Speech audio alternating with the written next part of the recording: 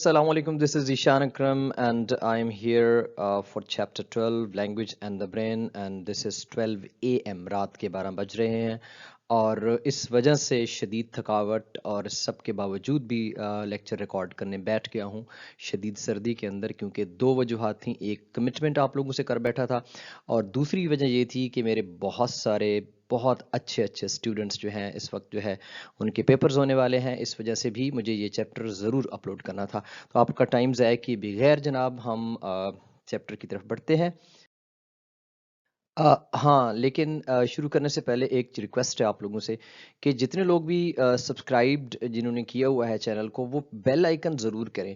मुझे पहले इसकी अहमियत का अंदाज़ा नहीं था, लेकिन बेल आइकन से ये होता है कि चूँकि मेरे चैनल पर कोई फ़ज़ूल चीज़ें तो आनी नहीं है। जो इंग्लिश लिंग्विस्टिक्स और लिटरेचर या ग्रामर या जो रेलेवेंट लोग हैं, उन्हीं के लिए ही इंतहाई प्रोडक्टिव किस्म की मैंने वीडियोज़ इंशाल्लाह बनानी है। तो आप लोग बेल आइकन को ज़रूर प्रेस कर दें ताकि अगर आपको आपसे कोई मिस ना हो जाए। एनी हाउ मैंने ये भी देखा है कि मेरे बहुत सारे लोग जो वीडियोस देख रहे हैं उन्होंने सब्सक्राइब नहीं किया हुआ। मैंने स्टैट्स देखे थे तो 75% ऐसे लोग थे जो मेरी वीडियोस को देखते हैं लेकिन उन्होंने सब्सक्राइब नहीं किया। तो बड़ी ज़्यादती की बात है। आप प्लीज़ इसको सब्सक्राइब कर लें। आपका तो कुछ नहीं जाएगा बल्कि आपको कुछ ज़रूर फ़ायदा होगा इंशाअल्लाह ताला। जी, तो जब भी हम लोग लैंग्वेज एंड द ब्रेन की बात करेंगे तो सबसे पहले हमारे सामने न्यूरो लिंग्विस्टिक्स की बात आएगी। तो न्यूरो लिंग्विस्टिक्स क्या है जनाब? कि study of how the brain processes language. कि जो दिमाग है, साफ ज़ाहिर है इंसान का दिमाग जो है, जहाँ वो बहुत सारे कामों में इन्वॉल्व होता है, तो उनमें से एक इंतहाई अहम तरीन काम है लैंग्वेज को प्रोसेस करना। जैसे मैं बोल रहा हूँ या आप लोग सुनकर समझ रहे हैं, या जैसे हमारी डेली कन्वर्सेशन होती है और हमारी कन्वर्सेशन के मुख्तलिफ रूप होते हैं, तो उन सारी लैंग्वेज प्रोसेसिंग को कैसे ये सब कुछ होता है, ये हम लोग न्यूरो लिंग्विस्टिक्स में पढ़ते हैं। और इसके साथ साथ न्यूरो लिंग्विस्टिक्स क्या करती है सॉरी, कि ये जो लिंग्विस्टिक थियरी है, यानी कि लिंग्विस्टिक से रेलेवेंट जो भी रिसर्च फ्रेमवर्क स्टडीज हैं, उनको न्यूरो साइंस जो रिसर्च है उनके साथ मिला देती है। जो न्यूरो से रिलेटेड, जो ब्रेन से रिलेटेड रिसर्च है और जो लिंग्विस्टिक थियरी है, जो लिंग्विस्टिक्स की रिसर्च है, इन दोनों को मिलाकर ही हमें न्यूरो लिंग्विस्टिक्स का पता चलता है।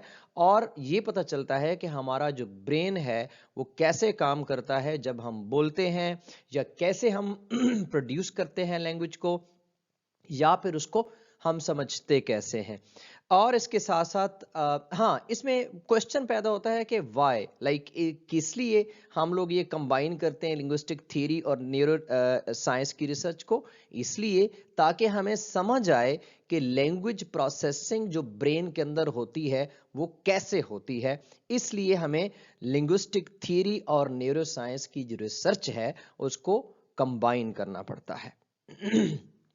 इसके साथ साथ मजीद थोड़ी सी वजाहत कि ये क्या इन्वेस्टिगेट करती है न्यूरो लिंग्विस्टिक्स। ये न्यूरल मैकेनिज्म्स, यानी कि जो हमारे ब्रेन के मैकेनिज्म्स हैं उनको इन्वेस्टिगेट करती है।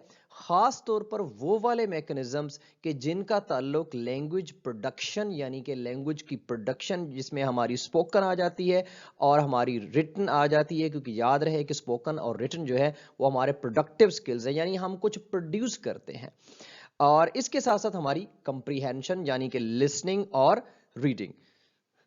तो इन सब को जो है न्यूरो लिंग्विस्टिक्स पढ़ती है। और साफ ज़ाहिर है हमारे जो लैंग्वेज है और हमारी जो अदर कॉग्निटिव फंक्शंस हैं, जितने भी सोचने की सलाहियतें हमारी हैं और भी जितने कॉग्निटिव फंक्शंस होते हैं, उनके दरमियान में रिलेशनशिप। क्योंकि देखें, हम लोग तो अल्लाह ताला का शुक्र अदा नहीं करते कि हम लोग जो बोल रहे हैं, हमारी जो ज़ुबान को हम समझ रहे हैं, अगर हम साइंस की नुक्ता नज़र से देखें तो ये इंतहाई कॉम्प्लेक्स किस्म का रिलेशनशिप है।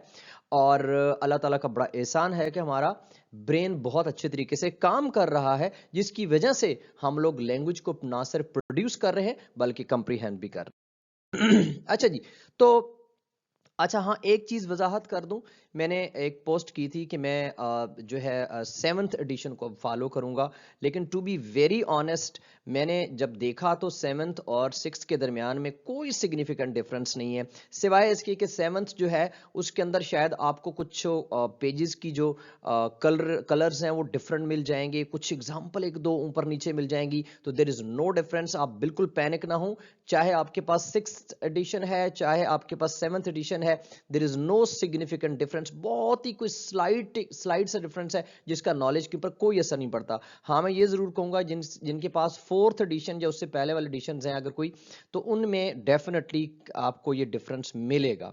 सो बेहतर ये है कि कम से कम आपके पास 6th एडिशन होना चाहिए। एनी हाउ, अब हम पढ़ते हैं कि language areas in the brain. अच्छा, इनको याद करने के लिए ना मैंने कुछ वर्ड ये जैसे कि बोमा, अगर आप इसको ओबामा के नाम से याद कर लें, क्योंकि मैं खास तौर पर टारगेट करता हूं कि मेरे जो स्टूडेंट्स हैं जो वीडियो देख रहे हैं वो पेपर्स देना है, उन्होंने कल को उन्होंने बीएस इंग्लिश का, एमए इंग्लिश का, या फिर उन्होंने किसी एग्जाम में आना है, तो फिर उनको इन चीज़ों को याद होना चाहिए। तो अगर आप इसको बोमा के नाम से यानी BWMA के नाम से, ओबामा का दिमाग बड़ा काम करता था, तो अगर आप उस सेंस में इसको याद रखेंगे तो कभी भूलेंगे नहीं, क्योंकि बी से ब्रोका एरिया बन रहा है और मैं ये सारे आपको बता देता हूँ क्या क्या बन रहे हैं BWMA से। अच्छा, before I give the detail, आप इस ब्रेन को, जो कि उसी किताब से ही मैंने लिया है, इसका जो पिक्चर है तो ये 1 है, ठीक है। ये यहाँ पे मैं आपको सारा हाईलाइट करके बताऊंगा कि ये कौन सा एरिया बन रहा है आपके ब्रेन का जिसका ताल्लुक आपकी लैंग्वेज प्रोडक्शन या कंप्रीहेंशन से है।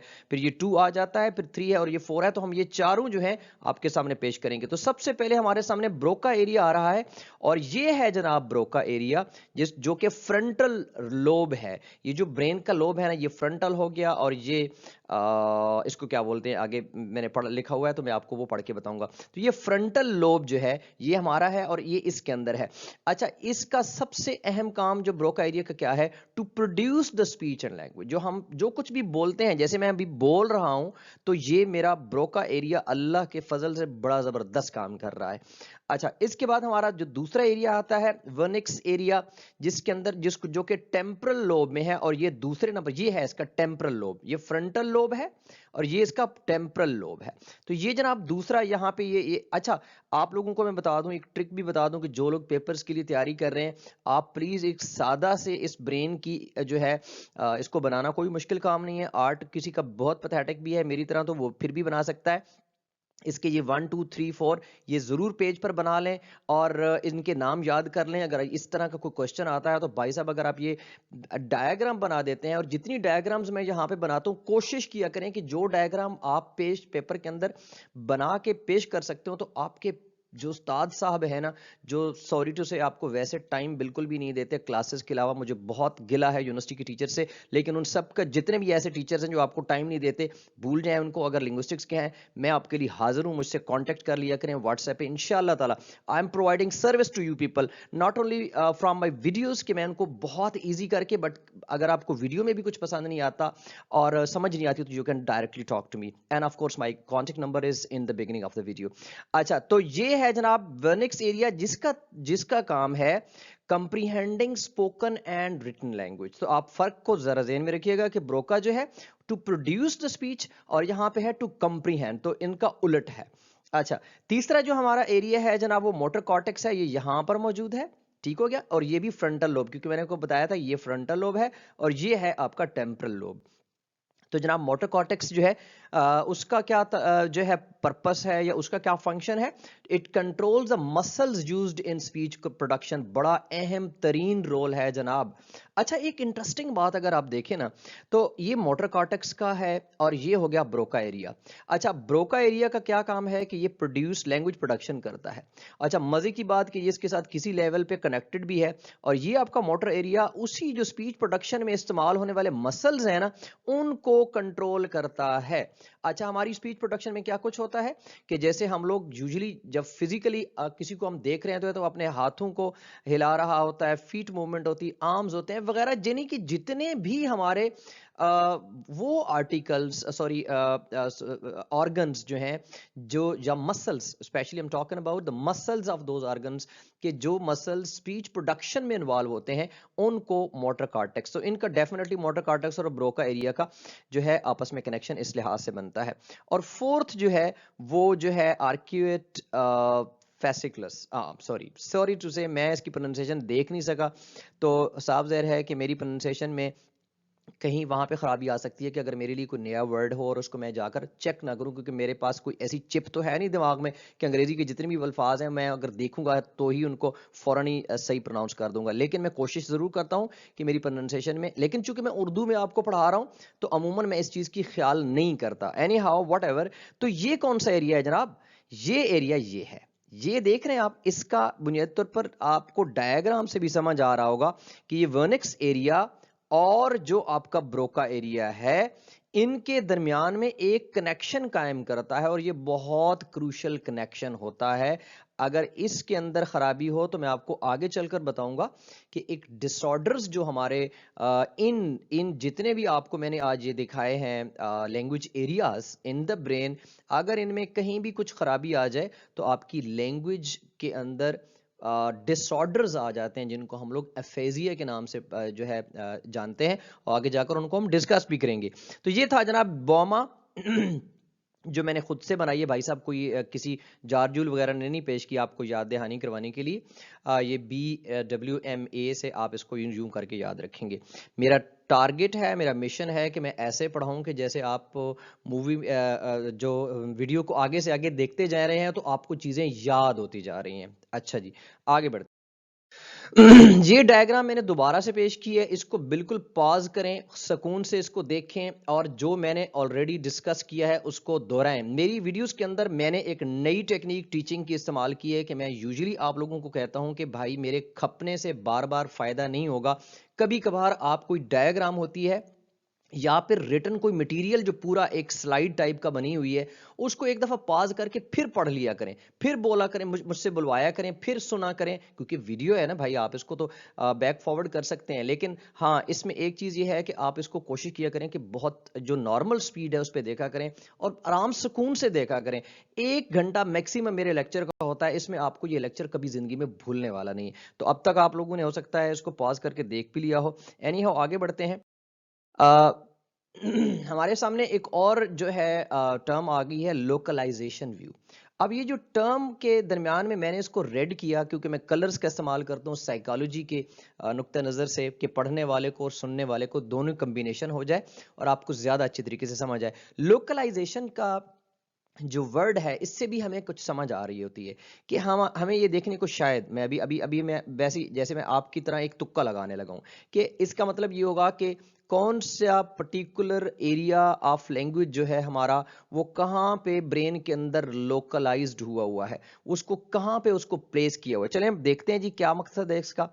तो ये कहता है कि specific language functions are controlled by specific brain areas. Exactly वही बात कि आपके ब्रेन के अंदर लोकलाइज्ड है, यानी हम कहते हैं ना कि फलां लोकेशन से आप इसको कह सकते हैं कि लोकेशन कौन सी है, उस खास स्पेसिफिक ब्रेन एरिया की खास लैंग्वेज फंक्शन की लोकेशन क्या है।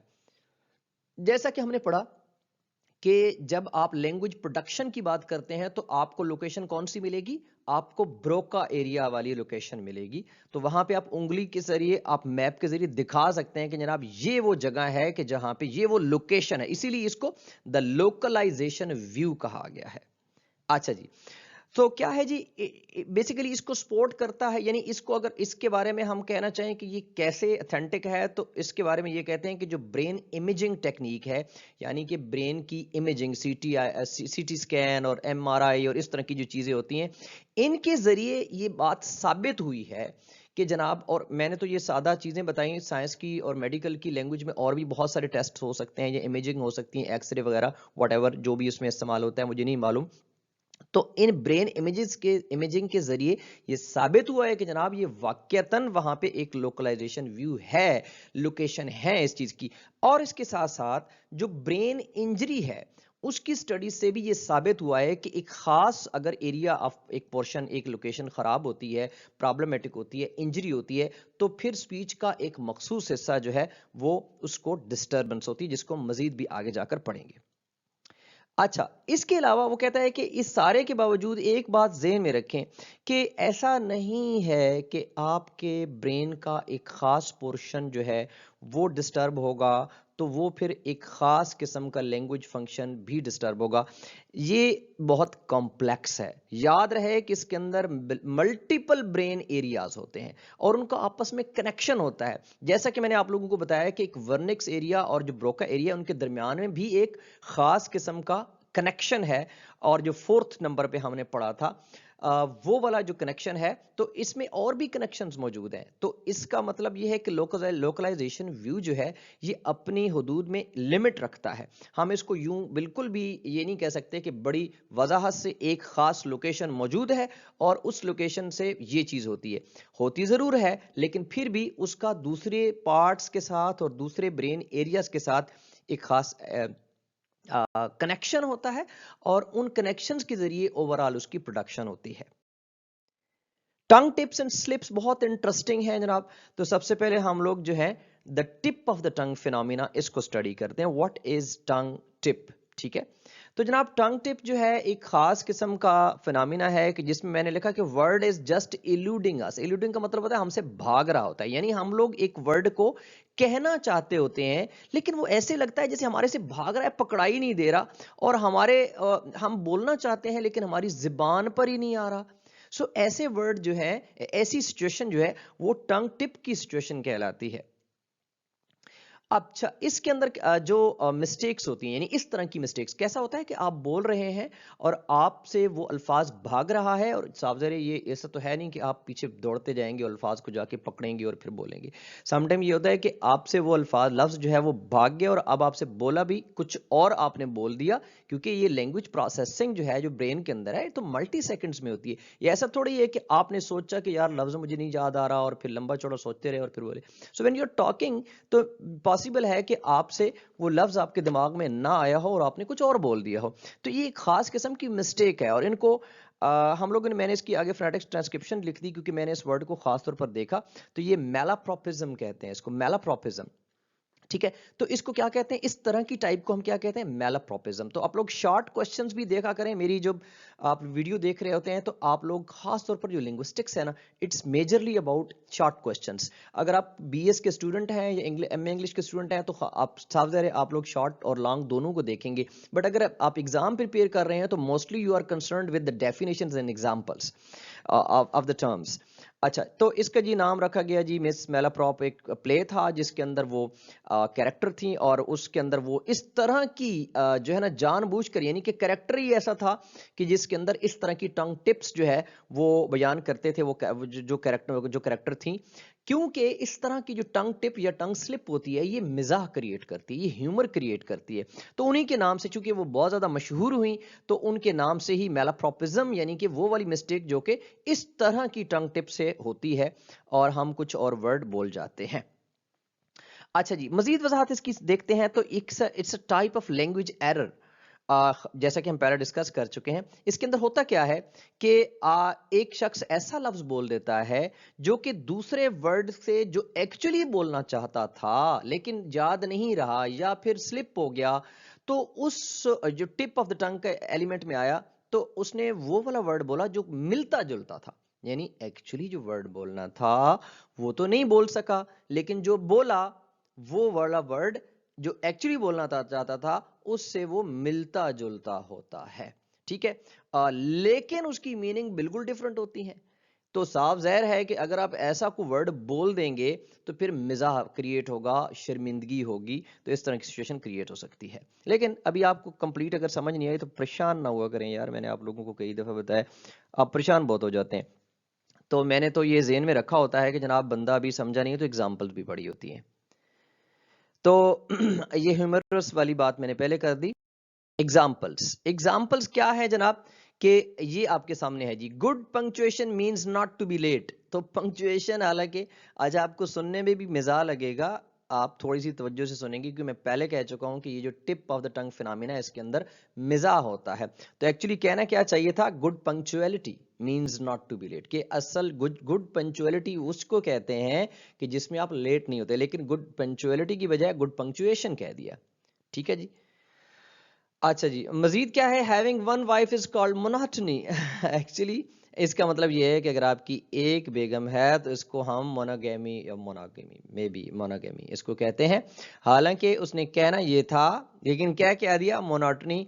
तो ये उसके जो है मोनोटनी से मुराद होता है कि यार बहुत बोरिंग किस्म का काम होता है एक वाइफ रखना, ये सेंटेंस में लिखा है भाई साहब। अच्छा, एक और एग्जांपल है जी, फायर डिस्टिंग्विशर की। आपने कहना क्या था, फायर एक्सटिंग्विशर, लेकिन आपने क्या दिया, फायर डिस्टिंग्विशर। तो ये सारी एग्जांपल्स जनाब हैं आपकी tip of the tongue phenomena की। एक और एग्जांपल है जी, ट्रांसेंडेंटल मेडिकेशन, हालांकि मेडिटेशन कहना था तो मेडिकेशन कह दिया।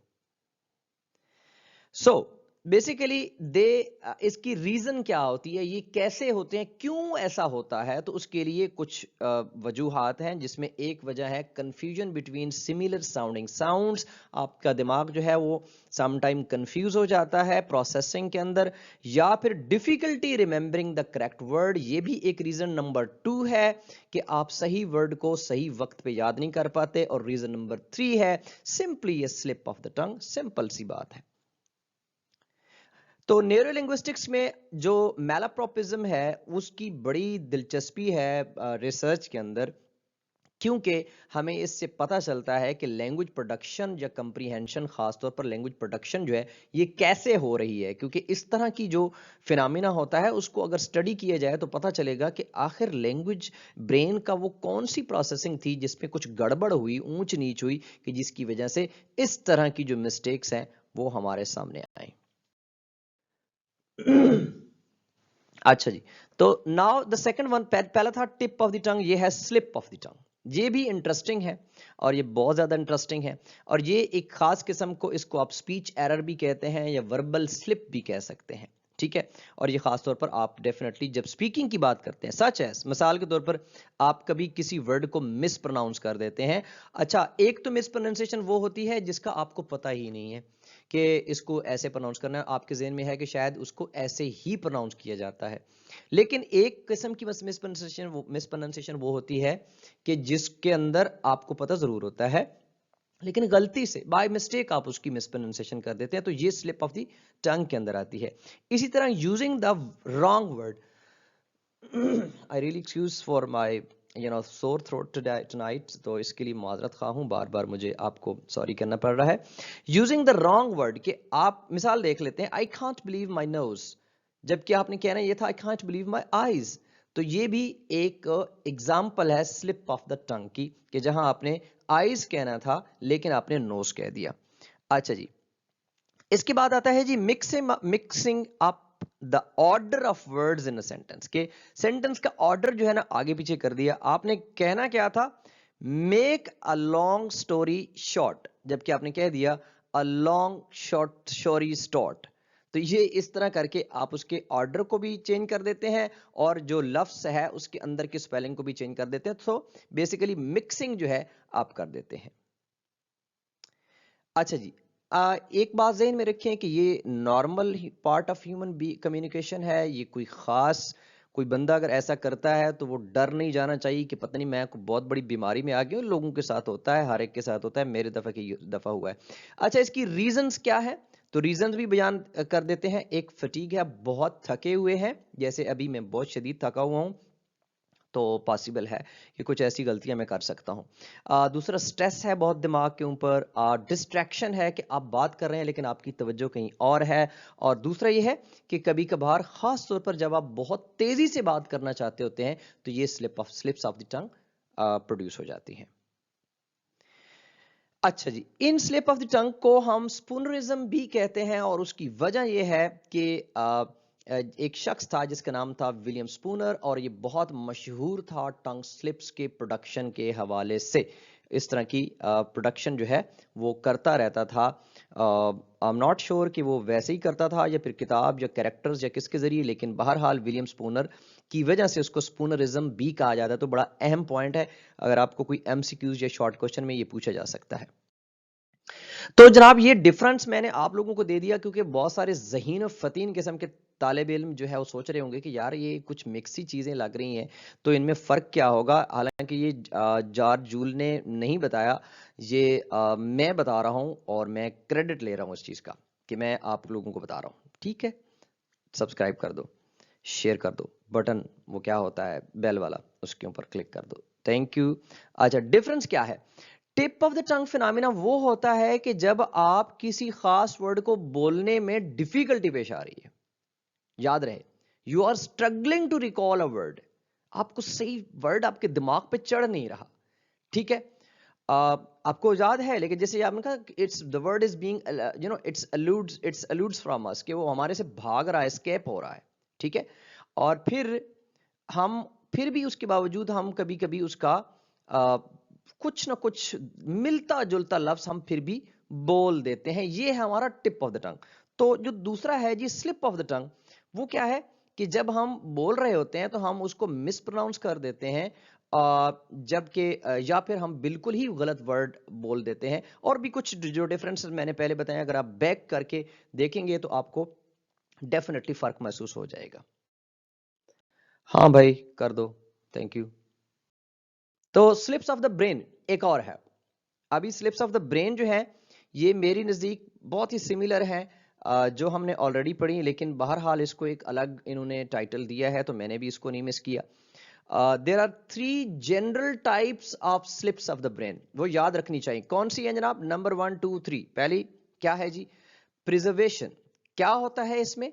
One sound is carried over to the next word, कि एक साउंड जो पहले वर्ड में होता है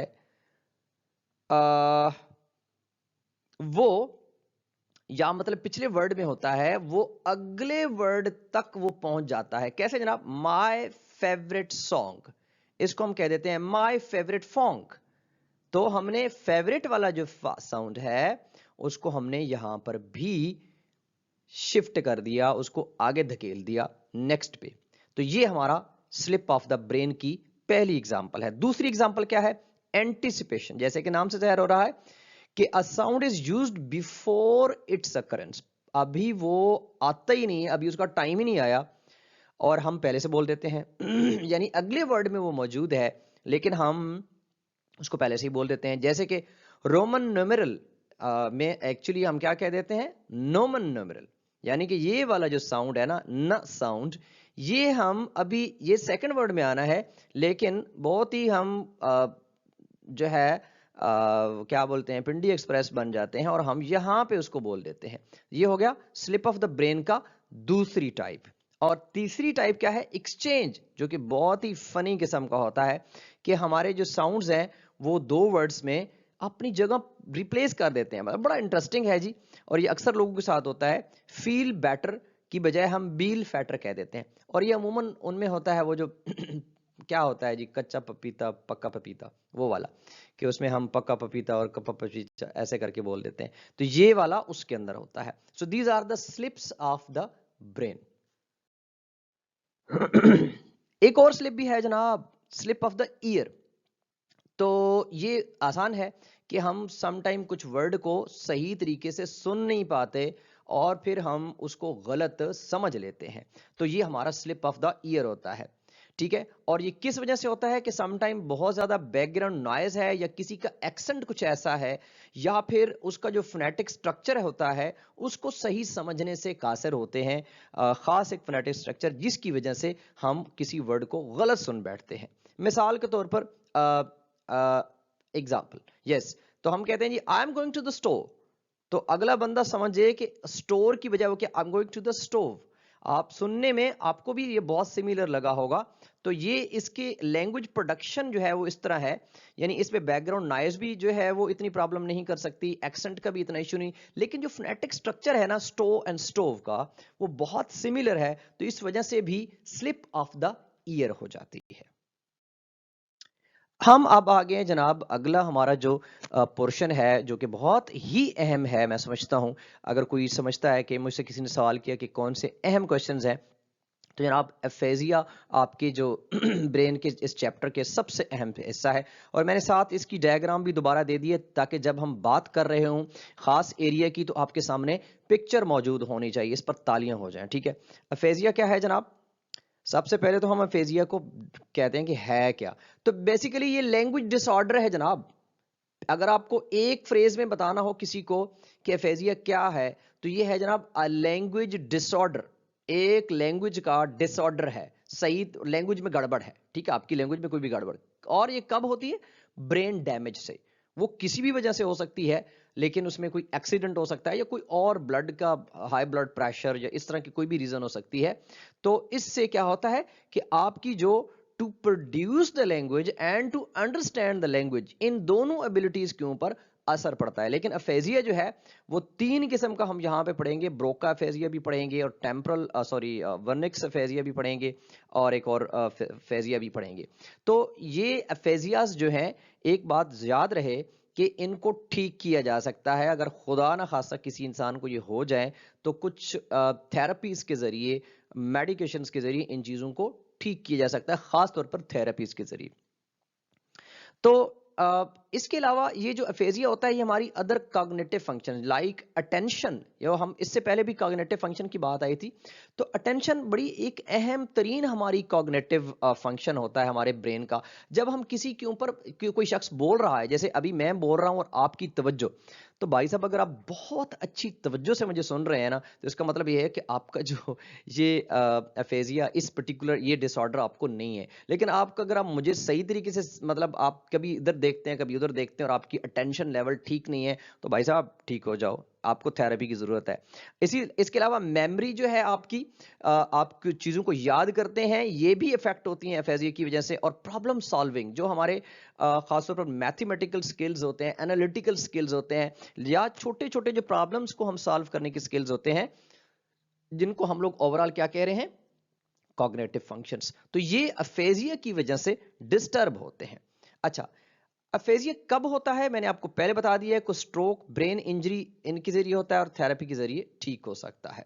अच्छा, अफेजिया की जो स्टडी है वो न्यूरो लिंग्विस्टिक्स में बड़ी अहम है, क्योंकि इसके जरिए हम ब्रेन को, ब्रेन कैसे लैंग्वेज के अंदर प्रोसेस करता है और उसकी एबिलिटीज क्या है, तो इनको समझने में बहुत हेल्प मिलती है। सबसे पहले हमारे पास है जी ब्रोकास अफेजिया। तो ब्रोकाफेजिया क्या है जी? कि जब हमारी स्पीच प्रोडक्शन में, साफ जरिए हमने इससे पहले पढ़ा था, जब हमने पढ़ा था ना कि ब्रेन के एरियाज ऑफ द ब्रेन, तो उसमें हमने पढ़ा था कि ब्रोके एरिया वो होता है कि जो स्पीच प्रोडक्शन के लिए रिस्पॉन्सिबल होता है। तो अगर हमारा ब्रोका अफेजिया हो जाएगा तो इससे क्या होगा कि हमें स्पीच प्रोडक्शन में डिफिकल्टी होगी, हमारी जो स्पीच होगी वो स्लो हो जाएगी, एफर्टफुल स्पीच हो जाएगी, हमें बोलने में बहुत एफर्ट करनी पड़ेगी। इसका ये मतलब नहीं जैसे मैंने पिछले कुछ सेकंड में जोर लगा के बात की, इसका मतलब ये है कि आपको अल्फाज के प्रोड्यूस करने में बहुत ज्यादा मुश्किलात आएंगी। अब इक्का दुक्का वर्ड्स अगर आप 2 मिनट में बात करते हैं, 5 मिनट, तो इक्का दुक्का वर्ड्स की तो हर इंसान को डिफिकल्ट आ सकती है। लेकिन अगर हर वर्ड पे या हर दूसरे चौथे पांचवें वर्ड पे आपको डिफिकल्टी आ रही है, तो फिर ब्रोका एरिया इज डिस्टर्ब्ड। और इसकी वजह से हमारी जो स्पीच होती है उसकी फ्लुएंसी जो है वो भी डिस्टर्ब होती है, और हमें दूसरे बंदे के लिए समझना बहुत मुश्किल हो जाता है। तो इनका क्या है कि इनके जो ब्रोका एरिया वाले लोग होते हैं, ब्रोका फेजिया वाले लोग, इन विचारों को, जो राइट वर्ड होता है किसी खास वर्ड को बोलना, कि यहाँ पर मुझे क्या कहना चाहिए, इस चीज को एक्सप्रेस करने के लिए, ये बात करने के लिए साफ ज़ाहिर वोकैबुलरी चाहिए होती है, कुछ भी आप कहना चाहें तो एग्जैक्ट जो राइट वर्ड होता है उसको उनके दिमाग में आता है, बट शायद प्रोडक्शन तक नहीं आता। मैं इतनी साइंस नहीं पढ़ी हुई मुझे, बट डेफिनेटली उनको ये प्रोड्यूस करने में मुश्किल पेश आती है, और इस वजह से उनके जो सेंटेंसेस होते हैं वो शॉर्ट हो जाते हैं और इनकम्प्लीट होते हैं। और वो खास तौर पर जो आर्टिकल्स और प्रेपोजिशंस होती हैं इनको ओमिट कर जाते हैं। ठीक है, तो ये एक खास निशानी है ब्रोका अफेजिया वाले लोगों की। इसके साथ साथ क्या है कि वर्ड की आर्टिकुलेशन में भी और जो पिच और रिदम होता है उनकी स्पीच का, जो कि बहुत अहम एलिमेंट है आपकी स्पीच के अंदर, क्योंकि अगर पिच जो है ये पिच और रिदम इनको माइनस कर दिया जाए तो आपकी जो स्पीच है वो बहुत बेमानी किस्म की और बदमजा किस्म की रह जाती है। तो वो पिच और रिदम जो है उसका जो कंट्रोल है वो भी लूज कर जाते हैं। तो एग्जाम्पल क्या है जी कि एक शख्स जो है वो बोल रहा है go store buy bread, go store buy bread. हो सकता है मैंने गलत बोला हो। अल्लाह ताला हम सबको अच्छी स्पीच और अच्छा बोलना नसीब करे। एग्जाम्पल समझाने के लिए मैंने बोली, तो एक्चुअली वो कहना क्या चाहता था, I am going to the store to buy some bread. लेकिन उसने क्या किया कि प्रेपोजिशंस को भी और आर्टिकल्स को भी ओमिट कर दिया और कुछ इस तरह का उसने सेंटेंस बोला। तो ये जो है सेंटेंस, ये आप एग्जाम्पल के तौर पर पेश कर सकते हैं कि ये ब्रोका अफेजिया के वक्त आपको स्पीच प्रोडक्शन में इश्यू आए तो इस तरह की सिचुएशन बन जाती है, खुदा ना खास्ता। मजीद अभी इसके ऊपर हम बात करेंगे ब्रोका फेजिया पर, क्योंकि मैंने पहले बता दिया कि ये बड़ा अहम ये क्वेश्चन है फेजिया का। ये लॉन्ग क्वेश्चन भी हो सकता है और शॉर्ट में तो डेफिनेटली आ सकता है। सो अग्रामेटिकल स्पीच, अग्रामेटिकल आपको भी पता है कि किसी वर्ड के साथ अगर ए लेटर जो है अगर बतौर प्रीफिक्स आ जाए तो ये अमूमन जो है वो नफी के लफ्ज में आता है, नफी के सेंस में आता है। तो अग्रामेटिक स्पीच से मुराद यही होगा कि जो स्पीच जो है वो सही नहीं है ग्रामर के लिहाज से। तो उसमें बहुत सारे जो ग्रामेटिकल मार्कर्स होते हैं, यानी ऐसे अल्फाज जो ग्रामर को सही तरीके से वाजे करते हैं, वो ब्रोका फेजिया वाले जो होते हैं उनमें मिसिंग होते हैं। ठीक है। अच्छा, अब एक एग्जांपल आपके सामने पेश कर रहा हूं कि एक पर्सन जो कि ब्रोका फेजिया वाला था, उससे पूछा गया कि आपने नाश्ते के अंदर क्या खाया। तो अब वो जवाब देने की कोशिश करता है, I eggs and eat and drink coffee breakfast. तो आप देख रहे हैं कि ये सेंटेंस में उसने जवाब तो दे दिया और सुनने वाले को शायद समझ भी आ गई हो, और क्योंकि कॉन्टेक्स्ट अगर हो, हमने प्रैग्मेटिक्स में पढ़ा और डिस्कोर्स एनालिसिस में भी, कि अगर आपके पास सिचुएशनल कॉन्टेक्स्ट मौजूद हो तो आपको समझना को डिफिकल्ट नहीं है किसी की गलत बात को भी। तो बहरहाल, लेकिन उसके बावजूद आपको ये देखने को मिलेगा कि इसमें ग्रामेटिकल मार्कर्स जो है वो डेफिनेटली मिसिंग है। सो जो है ये जो ब्रोका फेजिया होता है, इसके अंदर कभी कभी ये भी होता है कि एक जो लफ्ज है उसको बोलना भी मुश्किल हो जाता है। जैसे यहाँ पे ये स्टीमशिप है ना, स्टीमशिप ये वाला वर्ड स्टीमशिप, तो इसको बोलने में वो कहेगा stale, you know what I mean, tell stale, कुछ इस तरह वो बोलने की कोशिश करेगा, क्योंकि उसको वर्ड को प्रोड्यूस करना और प्रोनाउंस करना बहुत मुश्किल हो रहा है। ब्रोका फेजिया को हम मजीद आगे बढ़ा रहे हैं, और इसको इसको मैंने अभी तक आपने जितना स्टडी किया आपके दिमाग में ये होना चाहिए कि हम इस एरिया की बात कर रहे हैं खास तौर पर। अगरचे कि हमने ये भी पढ़ा था कि आप जब भी इस तरह की बात करेंगे तो इसका ये मतलब नहीं कि सिर्फ ये जगह खराब होगी तो कोई गड़बड़ होगी। जो ओवरऑल ब्रेन का फंक्शनिंग है उनके अच्छे खासे रिलेशन होते हैं दाएं। आपको पता है कि वर्नेक्स और इसका आपस में भी रिलेशन होता है। तो सिर्फ ये कह लेना कि सिर्फ इस जगह पे कोई मसला होगा तो वो ब्रोका फेजिया होगा, तो ये कुछ साइंस वाला बहुत डिटेल में तो बता सकता है। बहरहाल हम चूंकि लिंग्विस्टिक्स पढ़ रहे हैं और हमें कुछ ज्यादा डेप्थ में जाने की जरूरत नहीं है, तो आपको सिर्फ ये याद रखना है कि ब्रोका फेजिया में होता क्या है, ये क्यों होता है और उसका क्या इफेक्ट होता है। तो जनाब ब्रोका फेजिया जो है वो it's caused by the damage to the left frontal lobe, sorry. और इसको हम यही बात कर रहे थे कि इस लोब जो होता है इस एरिया के अंदर डिस्टर्बेंस होती है, तो ये ब्रोका फेजिया होता है। और डेफिनेटली एक पॉल ब्रोका जो है जिसने ये इंट्रोड्यूस किया था और जिसने स्टडी किया था, उसी के नाम पे इसका नाम रख दिया गया, वर्निक्स अफेजिया। तो अब चूंकि देखें ना, आपने इस चैप्टर को ज़हन में रखें कि हमने चैप्टर के आगाज में एरियाज ऑफ द ब्रेन पेश किए थे, और अब हम क्या पेश कर रहे हैं कि उन एरियाज ऑफ द ब्रेन के अंदर अगर कभी कोई गड़बड़ होगी तो फिर वो ये लैंग्वेज डिसऑर्डर पैदा हो जाएगा। तो वर्निक्स एरिया के अंदर क्या होता है कि by difficulty with the language comprehension, तो आप समझते हैं, आपको याद होगा कि ब्रोका जो है वो आपकी प्रोडक्शन के लिए अहम है, और वर्निक एरिया जो है वो आपकी अंडरस्टैंडिंग या कंप्रीहेंशन ऑफ लैंग्वेज के लिए। तो साफ जाहिर है कि अगर वर्निक्स जो है एरिया उसमें कोई गड़बड़ होगी, उसका डिसऑर्डर होगा, तो फिर कंप्रीहेंशन के ऊपर आएगा। तो इसके अंदर कंप्रीहेंशन के साथ साथ प्रोडक्शन के अंदर भी प्रॉब्लम आती है। लेकिन एक खास किस्म का डिफरेंस है इसके अंदर। यानी हम जब ब्रोका एरिया की प्रोडक्शन की बात कर रहे थे तो उसमें कुछ और हमने डिस्कस किया, लेकिन जहां पर जो प्रोडक्शन है वनिक्स एरिया में वो प्रोडक्शन भी उसकी अफेक्ट होती है विद द कंप्रीहेंशन। तो उसमें क्या होता है कि फ्लुएंट बंदा फ्लुएंट होता है, बात ऐसे कर रहा होगा कि कोई उसको हिचकिचाहट नहीं, जबकि हमें बोरोका एरिया के अंदर ये देखने को मिला कि अल्फाज जो हैं उससे बोले नहीं जा रहे। तो यहां वनिक्स एरिया में वो फ्लुएंट है, बात वो पूरी कर रहा है, लेकिन मीनिंगलेस है अल्फाज को। इस और भी मैं आपको एग्जांपल पेश करूंगा कि वो फ्लुएंट है, वो बोल रहा है, उसको प्रोड्यूस करने में प्रॉब्लम नहीं आ रही, क्योंकि Wernicke area is not concerned with the production exactly. But यहां पर क्या हो रहा है कि चूंकि उसकी लैंग्वेज कंप्रीहेंशन जो है वो डिस्टर्ब्ड है, लिहाजा वो जो बोल रहा है तो उसके आर्टिकुलेटर्स तो बिल्कुल सही काम कर रहे हैं, लेकिन कंप्रीहेंशन के फेलियर की वजह से वो कुछ ऐसी स्पीच कर रहा है, वो कुछ ऐसा बोल रहा है जो कि मीनिंगलेस सी होता है। अच्छा, अब ये यानी कि वो लॉन्ग सेंटेंसेस तो वो प्रोड्यूस कर सकता है, जैसा कि मैं पहले बताया कि वो लॉन्ग सेंटेंसेस, अच्छे खासे लॉन्ग सेंटेंसेस प्रोड्यूस कर सकता है, लेकिन दे मे नॉट मेक सेंस। अच्छा, एक स्टडी टिप दे दूं, मेरे लेक्चर्स आप लोग देखते हैं, बड़ी मेहरबानी आप लोगों की। मैं वैसे इस चीज़ को समझता हूं कि हमारी जो प्रेजेंटेशंस होती हैं वो फ्रेजेस के ऊपर होती हैं और कम से कम मैटर होता है, और मैं इस चीज़ को बड़ा अच्छी तरह समझता हूं, लेकिन मैं जानबूझकर ये सेंटेंसेस और ये थोड़ा सा बल्कि किस्म का मटेरियल आप लोगों को पेश करता हूं ताकि आप लोग इस बल्कि मटेरियल से अपने नोट्स बना सकें, इनको बेशक आप कॉपी कर सकें। ये जारजूल्स की वर्डिंग है, या कुछ वर्ड्स मैं और भी इनको, जहां जारजूल फेल होता है मुझे सही तरीके से समझाने में, तो मैं कहीं और भी हेल्प लेता हूं। तो बेशक आप इन सबको देखा करें, पॉज लेके इनका स्क्रीनशॉट ले लिया करें, भाई साहब टिका के इनको जो है यूज किया करें, मुझे कोई प्रॉब्लम नहीं। सिवाय बार बार यही कहता हूं कि कोई अगर और यूट्यूब बना रहा है या किसी को शेयर कर रहा है तो बताए जरूर कि हाँ, यूट्यूब वाला तो कोई शेयर नहीं कर सकता, क्योंकि वो स्ट्राइक मैं करूंगा अगर मुझे कभी ऐसा पता चला। लेकिन अगर कोई शख्स वीडियो को डाउनलोड करके शेयर करता है तो क्रेडिट जरूर दे कि भाई साहब ये किसने जो है काम किया है, बड़ा अच्छा काम किया है, ठीक है। So it was actually about a copyright thing.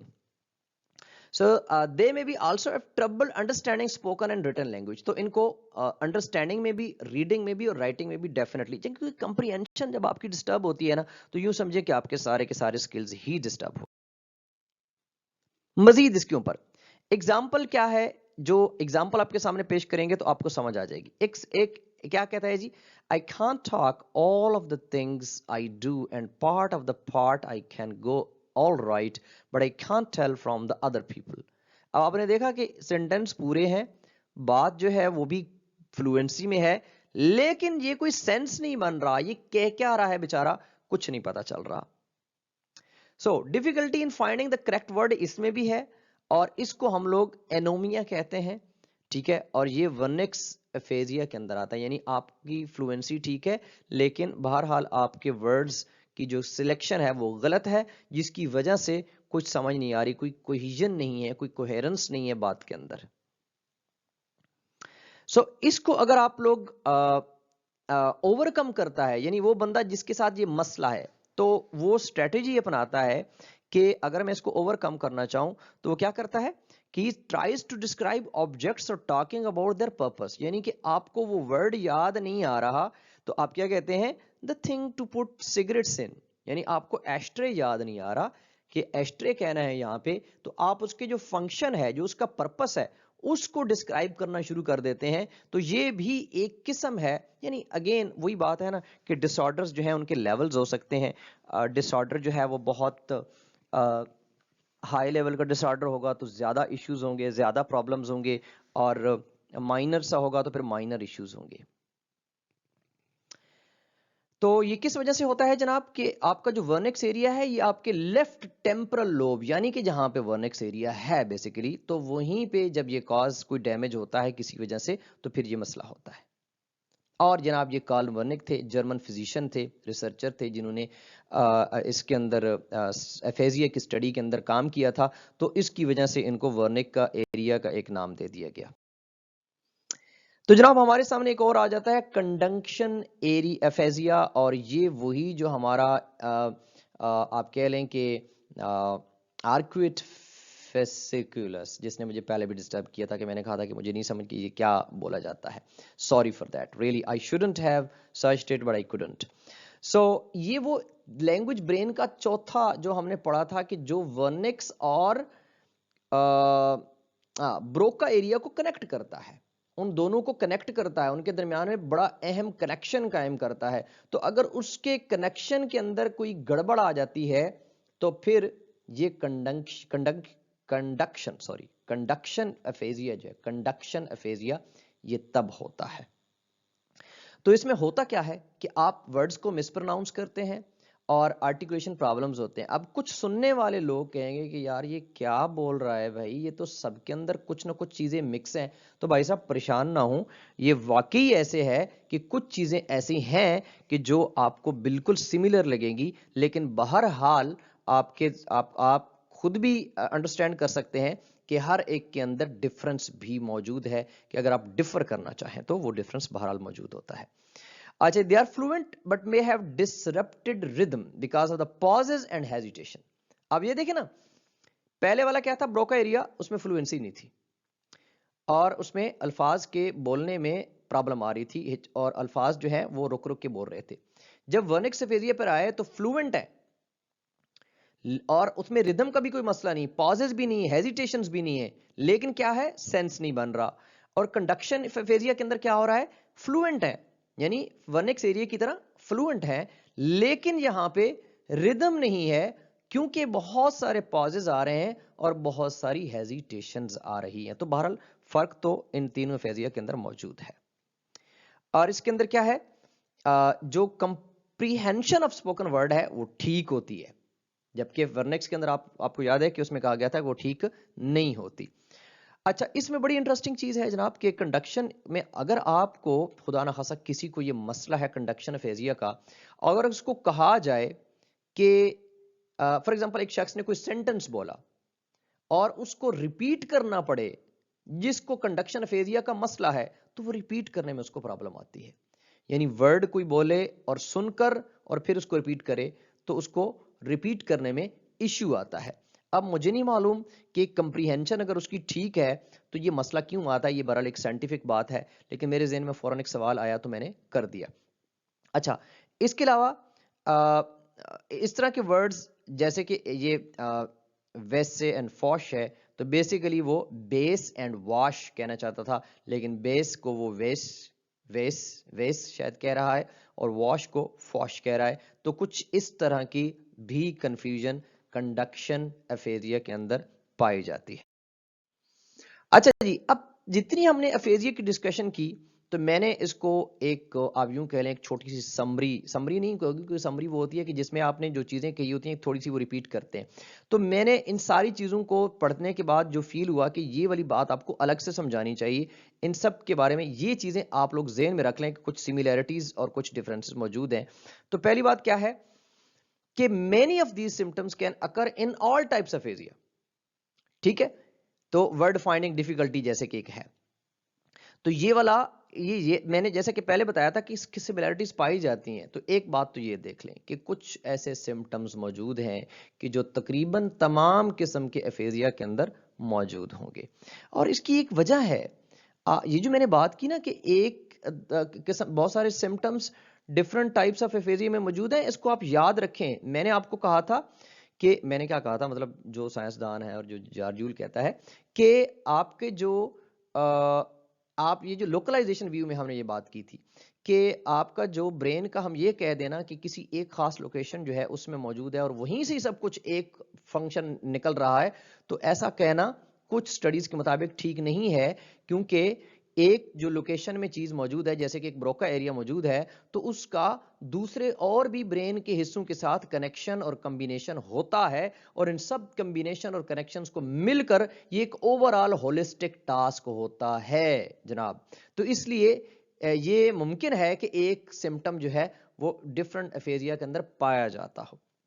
क्योंकि ये है तो नहीं, ये ऐसे तो नहीं है ना कि एक हम नाक की बात कर रहे हैं और दूसरी कान की बात कर रहे हैं और तीसरी हम कोई दांत की बात कर रहे हैं। हम एक ही ब्रेन की बात कर रहे हैं जो कि आपस में उस जो भी वो एक खास किस्म का मगज जो होता है या जो भी उसको हम नाम देते हैं, तो आपस में कनेक्टेड तो है ही सही ना भाई। ऐसे तो नहीं कह सकते कि बिल्कुल ही सेपरेट होता है। So they can also occur in more general disorder such, हाँ इसमें कुछ और डिसऑर्डर्स भी हो सकते हैं। बहरहाल अभी हमने जिन डिसऑर्डर्स की बात की वो डिसऑर्डर्स जो हैं वो तो हैं ही सही, लेकिन कुछ और डिसऑर्डर्स भी यहाँ पर मौजूद हैं।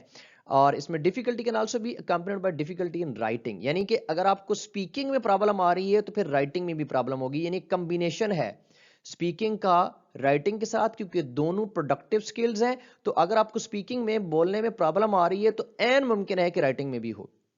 और अगर आपकी कंप्रीहेंशन में, ऑडिटरी कंप्रीहेंशन यानी कि सुनने के अंदर आपको प्रॉब्लम आ रही है, तो फिर आपकी रीडिंग कंप्रीहेंशन के अंदर भी गड़बड़ हो सकती है। ये स्टडीज की बात है जनाब, ये कोई तुक्के छुक्के नहीं है। So these language disorders result of injury to the left hemisphere, और खास तौर पर ये लेफ्ट हेमिस्फीयर जो होता है, जो लेफ्ट हेमिस्फेयर होता है, अगर अगर मुझे यहाँ पर वैसे अगर दोबारा से मैं डाल देता ब्रेन की इमेज तो ज़्यादा आसानी होती, लेकिन बहरहाल आप लोग खुद से अभी देख लीजिएगा, या अगर आपको याद है कि लेफ्ट हेमिस्फेयर का कौन सा एरिया होता है। अमूमन कहते हैं कि राइट ईयर जो है वो लेफ्ट हेमिस्फेयर, और जो लेफ्ट ईयर है वो राइट हेमिस्फेयर जिस तरह होता है। ठीक है, तो लेफ्ट हेमिस्फेयर की अगर आपको इंजरी है तो अमूमन कहा जाता है, ऑलमोस्ट ऑलवेज, कि आपके लैंग्वेज डिसऑर्डर्स जो होते हैं वो हो जाते हैं। जी, तो अब आते हैं जी, आगे बढ़ते हैं डायकोटिक लिसनिंग। डायकोटिक यानी दो तरफा, समझ लें। और ये जो आपकी बुक से ही ली गई है। तो ये डायकोटिक लिसनिंग में होता क्या है, आप ये करते हैं, हाँ इसमें dichotic listening is technique used to study lateralisation in the brain. ये किस लिए होता है कि जब आपको लेटरलाइजेशन, एक खास अमल है और मैं अभी बताऊंगा कि वो क्या होता है। लेटरलाइजेशन जो ब्रेन के अंदर होती है उसको स्टडी करने की टेक्निक का नाम या टेस्ट का नाम डायकोटिक लिसनिंग होता है। लिटरलाइजेशन क्या है, एक प्रोसेस है जिसके जरिए हमें पता चलता है, या यूं कह लें कि जो ब्रेन, बल्कि यूं ही कहेंगे हम कि जो ब्रेन हमारा होता है becomes specialized for language processing typically in the left hemisphere. कि एक ऐसा प्रोसेस है इंसान की, खास तौर पर बचपन के अंदर, ड्यूरिंग अर्ली चाइल्डहुड, उसकी बात हो रही है अर्ली चाइल्डहुड की, कि एक इंसान जब पैदा होता है साहब, उसके जिस्म के अंदर मुख्तलिफ तब्दीलियां आ रही होती हैं। तो एक ऐसा प्रोसेस है लिटरलाइजेशन की जिसके जरिए स्लोली एंड ग्रेजुअली जो आपका लैंग्वेज, आपका जो ब्रेन होता है, आपका जो दिमाग होता है, और ख़ास तौर पर लेफ्ट हेमिस्फेयर की बात हो रही है, वो आहिस्ता आहिस्ता प्रोसेस के जरिए स्पेशलाइज्ड बन जाता है लैंग्वेज प्रोसेसिंग के लिए। अगर मेरी बात समझ नहीं आई दोबारा रिपीट करके सुन लो। अच्छा जी, तो अब हम डायकोटिक लिसनिंग की बात कर रहे थे। डायकोटिक, अब ये इट जो है ये डायकोटिक की बात हो रही है। इट यानी कि dichotic, dichotic listening, it involves listening to different sounds in each ear. दोनों जो है दोनों कानों के अंदर एक साउंड को सुना जाए एट द सेम टाइम। ये एक टेस्ट की बात हो रही है, एक खास किस्म का टेस्ट होता है जिससे हमें पता चलना चाहिए कि पता हम चलाना चाहते हैं कि हमारा लेफ्ट हेमिस्फेयर ज्यादा प्रोसेसिंग कर रहा है लैंग्वेज की या राइट हेमिस्फेयर। ये डायकोटिक लिसनिंग बुनियादी तौर पर इसके लिए है कि उसकी जो लिटरलाइजेशन, और लिटरलाइजेशन का आपको मैंने बता दिया कि लिटरलाइजेशन ही हमें बताती है कि अमूमन लेफ्ट हेमिस्फेयर ही इस जो है उसकी परफॉर्मेंस जो है लैंग्वेज प्रोसेसिंग में ज्यादा होती है। तो उसको टेस्ट कैसे हम करते हैं, उसका एक तरीकाकार है, वो मैं आपको तरीकाकार बता देता हूं। वो क्या होता है कि हमारे जो है कान के अंदर, मिसाल के तौर पर आपके राइट कान में जो है एक लफ्ज कहा जाए और लेफ्ट कान में दूसरा लफ्ज कहा जाए, और दोनों अल्फाज जो हैं वो इकट्ठे कहे गए। यानी मिसाल के तौर पर आपके यहाँ पे मैंने लिखा हुआ है बल्कि कि आपके जो है हाँ राइट ईयर, ठीक है, आपका एक कान में अगर डॉग कहा जाए, माइक्रोफोन आपने आपने एयरफोन लगा दिए, फॉर एग्जांपल आपके राइट कान में एक एयरफोन लगा हुआ है मोबाइल से या किसी और से, और दूसरा जो कान है उसमें दूसरा एयरफोन लगा हुआ है, याद रहे ये टेस्ट हो रहा है। मैं टेस्ट समझाने में थोड़ा सा सॉरी डिफिकल्टी मुझे हुई, लेकिन अब मुझे समझ आ गई है और मैं आपको समझा रहा हूं कि एक कान में एक एयरफोन लगा हुआ और दूसरे कान में दूसरा एयरफोन लगा हुआ, दोनों कानों में एट द सेम टाइम एक में डॉग कहा जाए और एक में कैट कहा जाए, तो आपका जो राइट ईयर है वो ज्यादा साउंड को समझेगा, यानी कि आपका लेफ्ट हेमिस्फेयर। क्योंकि पहले बता दिया राइट ईयर का मतलब लेफ्ट हेमिस्फेयर और लेफ्ट ईयर का मतलब राइट हेमिस्फेयर। तो डायकोटिक लिसनिंग के टेस्ट से यह साबित होता है कि जनाब आपका जो लेफ्ट हेमिस्फेयर है वो लैंग्वेज प्रोसेसिंग के लिए सबसे बेहतर है। उम्मीद है आपको समझ आ गई होगी। अच्छा जी, राइट ईयर एडवांटेज। अब ये एक टर्म इस्तेमाल की जाती है और ये टर्म आपको नाम से भी जाहिर हो रही होगी कि शायद राइट ईयर एडवांटेज से मुराद वही है जो अब तक हमने डिस्कस किया है कि हमारा राइट ईयर ज्यादा इफेक्टिव है और लेफ्ट हेमिस्फेयर। तो देखते हैं कि इसमें है क्या। तो राइट ईयर क्या है कि the right year superiority effect भी इसको कहा जाता है, कि आपका जो दाएं कान है वो लिटरलाइजेशन की उन प्रोसेसेस में ये जज किया गया है, जैसा कि पहले बता चुका हूं कि आपका वो ज्यादा उसमें जो कही गई जो बात है वो ज्यादा अच्छे तरीके से लैंग्वेज प्रोसेसिंग के अमल में आती है, यानी कि लेफ्ट हेमिस्फेयर में उसकी प्रोसेसिंग ज्यादा बेहतर तरीके से होती है। और इसको हम राइट ईयर सुपीरियरिटी इफेक्ट भी कहते हैं। जैसे कि समझ आ रही होगी कि राइट ईयर की सुपीरियरिटी है ना भाई, कि लेफ्ट वाला जो है उसकी जो बात है वो उस अंदाज से नहीं आ रही, राइट वाला जो ईयर है वो ज्यादा इफेक्टिवनेस शो हो रहा है सुनने में और समझने में। So finding that people are generally better at processing linguistic stimuli present to the right ear. अगर कोई राइट ईयर में बात की गई है तो ज्यादा अच्छे तरीके से compared to stimuli presented to the left ear, वही बात जो पहले कर चुका हूं। सो एक ऑब्जर्व किया गया है डायकोटिक लिसनिंग में कि जनाब अगर आपको एक ही टाइम पे दोनों कानों में बात की जाए तो ये बात राइट ईयर एडवांटेज की साबित हो जाती है, यानी कि डायकोटिक लिसनिंग के जरिए। Left hemisphere specialization for language processing, exact mechanism underlying this effects are not fully understood। और ये बात वो कहते हैं कि 100% तरीके से इन मैकेनिज्म को अभी तक साइंस ने स्टडी नहीं किया। अब अभी से कब क्या हो सकता है, 2023 में हम बात कर रहे हैं, मे बी अभी तक हो गया हो, बट किताब में ऐसा लिखा है बाय द वे।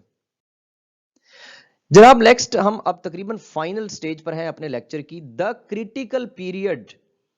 तो ये द क्रिटिकल पीरियड किस चीज की बात हो रही है? तो डेफिनेटली अब हम चूंकि लैंग्वेज के हवाले से डिस्कशन कर रहे हैं तो कुछ इससे रेलेवेंट ही होगा। तो क्रिटिकल पीरियड को डिस्कस करने से पहले दोबारा से एक दफा लिटरलाइजेशन को याद कर लें, क्योंकि इसके बारे में बात होना है। और वो ये है कि लिटरलाइजेशन ये होता है कि आपका जो ब्रेन होता है वो लैंग्वेज प्रोसेसिंग के लिए खास तौर पर एक एरिया को मुख्तस कर लेता है जो कि लेफ्ट हेमिस्फेयर है, और ये ड्यूरिंग अर्ली चाइल्ड के अंदर डेवलप होता है।